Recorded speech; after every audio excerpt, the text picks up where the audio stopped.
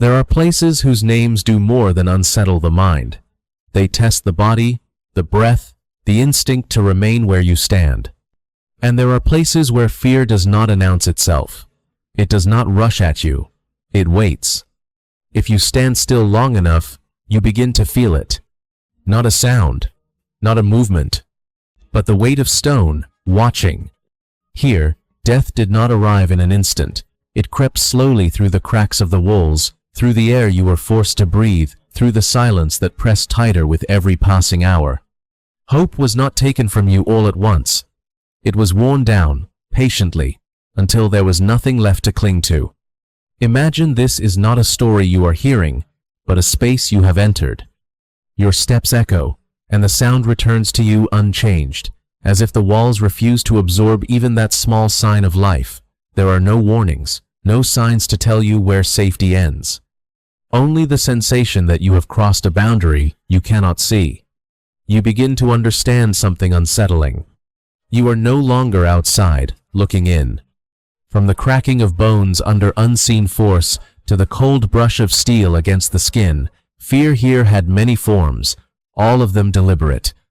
There was no rescue waiting behind prayers, no mercy hidden in time. Only stone endurance and the quiet certainty that something is being decided without you. So before we go any further, ask yourself this. What kind of place allows lifeless walls to carry so much breath, so much suffering for centuries and never let it go? This is not an introduction. It is a warning. The first stones, from construction to erasure of memory. At first glance, this is a story about labor. About hands forced to lift stone, about backs bent under weight, about bodies reduced to tools. But if you look closer, if you stand here long enough, you begin to realize that what is being crushed is not only flesh. Before the stones were stacked, something else had to disappear. Old houses were dismantled, not ceremonially, not with remembrance, but quietly, piece by piece. Paths that people once walked without thinking no longer led anywhere. Corners that held routine, gossip, childhood footsteps gone. The city did not simply change its shape, it lost its ability to remember itself. The people did not only lose their freedom, they lost their orientation. When familiar streets vanish, memory begins to falter. When landmarks are erased, daily life becomes unmoored. Stone by stone, the new structure did not just rise, it overwrote what had been there before. These stones were not neutral. They did not merely build something new. They pressed down on the old city, flattening it, sealing it beneath layers of authority. What once belonged to many was replaced by something that belonged to power. And this is how the Tower of London truly begins, not as a monument, but as a palimpsest. A structure born from deletion. A symbol erected on top of erased lives, erased routes, erased memories. Here, power does not announce itself with banners or declarations. It begins more quietly, more effectively, by rewriting memory, the expanding fortress, from defense to fear given form. At a distance, the fortress appears to be a masterpiece of military logic. Angles calculated, walls reinforced, space carefully controlled. But as you move closer, it becomes clear that this architecture is not only meant to repel enemies, it is designed to shape emotion. Here, fear is not abstract. It is measurable. It has dimensions, depth, and weight. The moat is the first lesson. Its depth is not merely tactical, it teaches despair. Standing before it, you understand distance not in meters, but in impossibility. It is the realization that help cannot reach you, and that escape will not come from the outside. Above you rise the watchtowers. Their purpose is not only observation, but exposure. From them, you are always visible, even when you cannot see who is watching. This is the fear of being seen without being acknowledged, of existing only as a subject under scrutiny.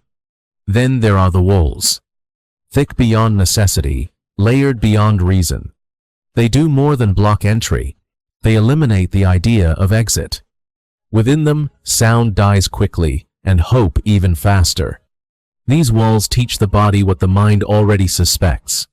There is no way through. Each architectural element corresponds to a specific anxiety. Together, they form a system not of defense, but of psychological control. The fortress does not simply stand against invasion, it stands inside the people who approach it. This is why the Tower of London does not require overwhelming numbers of soldiers. The stone itself performs the work of intimidation. The architecture disciplines before any command is spoken. Fear, here, is not enforced, it is built. The gate of betrayal. From entrance to a ritual of severance. The gate appears ordinary at first. Stone, iron, hinges worn smooth by time. Yet, this is not simply a passage into a fortress. It is a threshold where identity begins to dissolve. What happens here is deliberate in its slowness. Nothing is rushed. Every step is measured, every movement rehearsed. The silence is not accidental, it is enforced by certainty. No one needs to shout. No one resists loudly.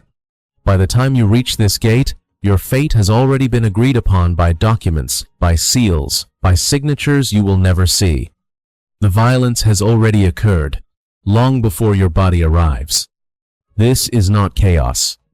It is procedure. Crossing the gate is not an act of entry, but of removal. You are not being brought inside. You are being taken out of the world you belong to. Names lose relevance here. So do professions, loyalties, histories. What remains is a body that now belongs to an institution. The true cruelty of this place lies in its calm. Death does not arrive screaming or sudden. It arrives orderly, processed, and filed away. The system does not hate you. It simply no longer recognizes you as human. This is power in its purest form. Not the spectacle of brutality, but the administration of erasure. The gate of betrayal does not threaten. It confirms. And once you pass through it, you are no longer part of society. You are part of its record. The torture chambers, from pain to the collapse of truth. At first glance, this space is remembered for its instruments. Racks, wheels, restraints, devices engineered with grim precision. History often lingers on their shapes, their mechanics, their cruelty to the body. But the true purpose of this room lies elsewhere. Pain is only the entry point. What happens here is not merely the breaking of bones, but the breaking of certainty. Under sustained suffering, memory begins to fracture. The prisoner no longer asks, "What is true?" They ask, "What will make this stop?" Time loses coherence. Events blur. Facts that once felt solid become negotiable. Eventually, even one's own past becomes suspect. Did it really happen that way? Or is that just what pain is telling me now? In this space, confession is no longer a moral act. It is not truth-telling, nor is it lying. It is a survival response. Words are spoken not to reflect reality, but to escape agony. This is where truth is bent until it becomes unrecognizable. Not shattered in a moment, but slowly reshaped, pressed, twisted, and molded into something useful. The body may endure longer than expected. The mind rarely does. And it is here that justice officially dies. Not with an execution, not with a verdict, but with the realization that accuracy no longer matters. Power does not need to be correct. It only needs to be acknowledged. Once a confession is extracted, the system is satisfied. Reality becomes irrelevant.